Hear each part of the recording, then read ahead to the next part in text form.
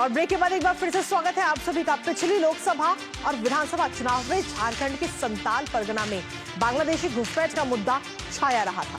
चुनाव खत्म हो चुके हैं, लेकिन यह मुद्दा अभी भी कायम है। दरअसल एक बार फिर से बांग्लादेशी घुसपैठ का मामला झारखंड में गर्माता हुआ नजर आ रहा है और कहा जा रहा है कि झारखंड में बांग्लादेशी घुसपैठिए झारखंड के पाकुड़ में स्थानीय युवाओं को ब्रेन वॉश कर रहे हैं और संताल में आतंकवाद की ट्रेनिंग भी उन्हें दी जा रही है। हालांकि इस पूरे मामले पर भारतीय जनता पार्टी के सांसद निशिकांत दुबे ने अपनी चिंता जाहिर करते हुए राज्य सरकार पर अनदेखी का आरोप लगाया है, तो वहीं पूर्व मुख्यमंत्री चंपाई सोरेन का भी बयान सामने आया है, जिसमें चंपाई सोरेन ने आदिवासी समाज के अस्तित्व की रक्षा के लिए संघर्ष तेज करने का ऐलान कर दिया है। तो वहीं सत्ता पक्ष राकेश सिन्हा इस पूरे मुद्दे पर को निराधार बता रहे हैं। आपको बता दें कि 24 फरवरी से विधानसभा का सत्र भी झारखंड में शुरू होने जा रहा है और उसमें कहीं ना कहीं ये मुद्दा गर्माता हुआ नजर आएगा।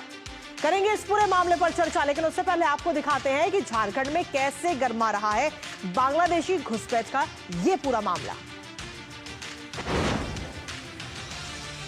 तो झारखंड में कहीं ना कहीं बांग्लादेशी घुसपैठ का ये पूरा मामला इस वक्त गर्माता हुआ नजर आ रहा है। झारखंड के अंदर संताल के पाकुड़ में आतंकवाद की पाठशाला और वहां पर ट्रेनिंग दी जा रही है। जो स्थानीय युवा है वहां पर उनका ब्रेन वॉश इस वक्त किया जा रहा है, घुसपैठियों के द्वारा उनका ब्रेन वॉश हो रहा है, आतंकवाद की ट्रेनिंग उन्हें दी जा रही है। साथ ही घुसपैठियों के इस पूरे मामले को लेकर के इस वक्त बयानबाजी भी झारखंड में तेज हो चुकी है। हालांकि इस मुद्दे को लेकर हमने देखा है कि विधानसभा चुनाव हो या फिर लोकसभा चुनाव, दोनों चुनावों में ये मुद्दा गर्माता हुआ नजर आया और अब एक बार फिर से जब ये मामला गर्मा रहा है तो भारतीय जनता पार्टी ने राज्य सरकार पर सीधे तौर पर निशाना साधा है और निशिकांत दुबे ने चिंता जाहिर की है और साथ ही राज्य सरकार पर इस पूरे मुद्दे की अनदेखी करने का आरोप लगाया है।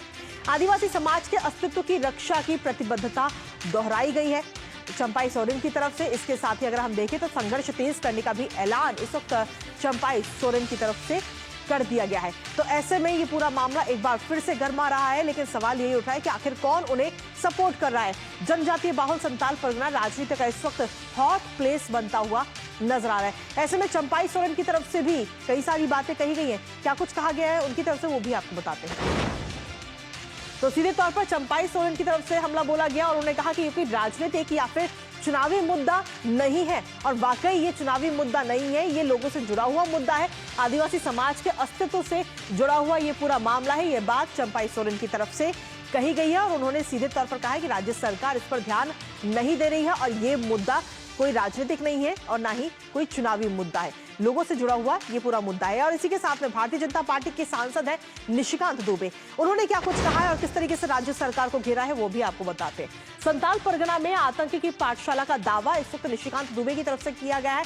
उन्होंने कहा है कि आतंकी पाठशाला यहाँ पर है, ट्रेनिंग आतंकवाद की दी जा रही है। संताल परगना क्षेत्र को गिरफ्त में करना उनका मकसद है। जो पूरा क्षेत्र है वहां पे जो युवा इस वक्त मौजूद है, जो स्थानीय युवा है, उनका ब्रेन वॉश किया जा रहा है, उनको आतंकवाद की ट्रेनिंग दी जा रही है। ये बयान निशिकांत दुबे की तरफ से किया गया है, ये दावा पूरा किया गया है। लेकिन इसके साथ ही अगर हम देखें तो विपक्ष पर सत्ता पक्ष की तरफ से पलटवार भी किया गया। सत्ता पक्ष ने क्या कुछ कहा है वो भी आपको बता देते हैं।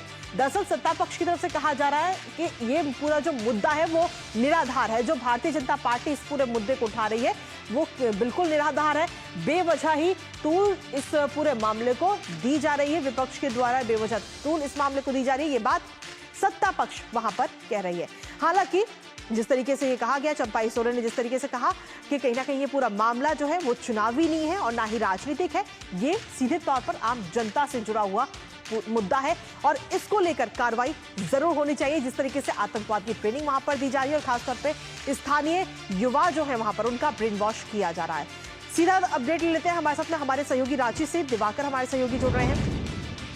दिवाकर, कहीं ना कहीं ये पूरा मामला जिस तरीके से हमने देखा है कि अक्सर चुनावों में नजर आता है, लेकिन असल बात ये है कि ये पूरा मुद्दा जो है वो आम लोगों से जुड़ा हुआ है, आम लोगों के जीवन से जुड़ा हुआ है, जो इस वक्त वहां पर मौजूद है, जमीनी हालातों पर जी रहे हैं। ऐसे में युवाओं का जो ब्रेन वॉश किया जा रहा है, उनको आतंकवाद की ट्रेनिंग दी जा रही है, आखिर क्यों राज्य सरकार इस पर ध्यान नहीं दे पा रही?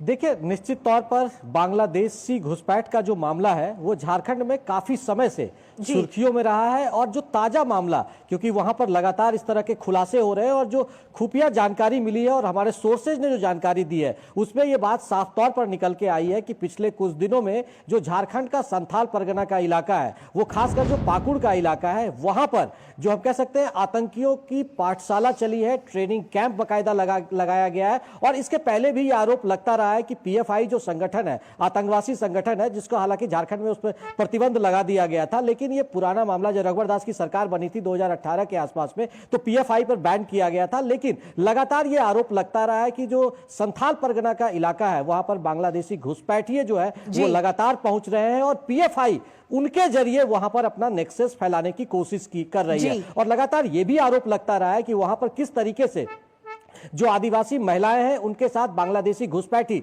शादी कर रहे हैं और उसके बाद वहां पर जो लोकल जमीन है उसको हड़पने की कोशिश कर रही है, ताकि आने वाले दिनों में जो एनआरसी का मामला अगर कहीं पर बनता है तो वैसे में कैसे बचा जाए, तो उसका भी एक रास्ता इन लोगों ने, आतंकवादी संगठनों ने निकाला है। और जो ये जानकारी मिल रही है उसके मुताबिक अब जो भारतीय जनता पार्टी है वो लगातार हमलावर हो गई है कि किस तरीके से जो चंपई सोरेन, जो कभी झारखंड मुक्ति मोर्चा में हुआ करते थे, राज्य के मुख्यमंत्री रहे हैं, अभी भारतीय जनता पार्टी में है, विधायक है, उन्होंने साफ तौर पर हमला किया और बोला कि राज्य सरकार पर इसको ध्यान देना चाहिए क्योंकि आदिवासियों की अस्मिता का मामला है, यहाँ की जो बहन बेटियां हैं उनके साथ खिलवाड़ हो रहा है, इस पर सरकार को ध्यान देने की जरूरत है। और निशिकांत दुबे ने भी जी दिवाकर, अगर हम देखें तो 24 तारीख से विधानसभा का सत्र भी शुरू हो रहा है झारखंड में, तो क्या ये मुद्दा जो है विधानसभा के अंदर भी गर्माता हुआ नजर आएगा? जी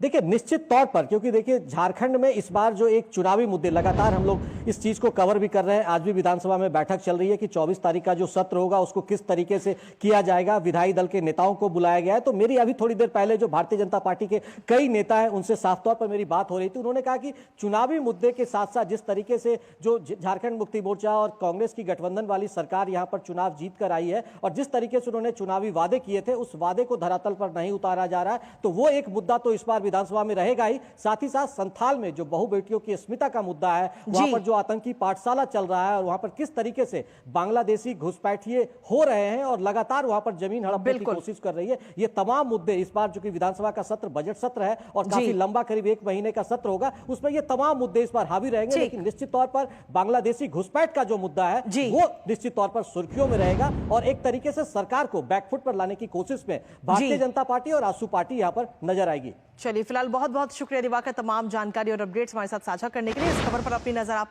लगातार बनाए रखिएगा। और इसी के साथ न्यूज पंच इस वक्त एक छोटे से ब्रेक का, लेकिन कहीं मत जाएगा क्योंकि ब्रेक के उस पर आपको बताएंगे कि दिल्ली के अंदर नई सरकार किस तरीके से एक्टिव मोड में आ रही है।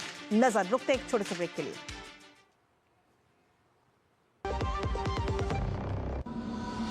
अगर आप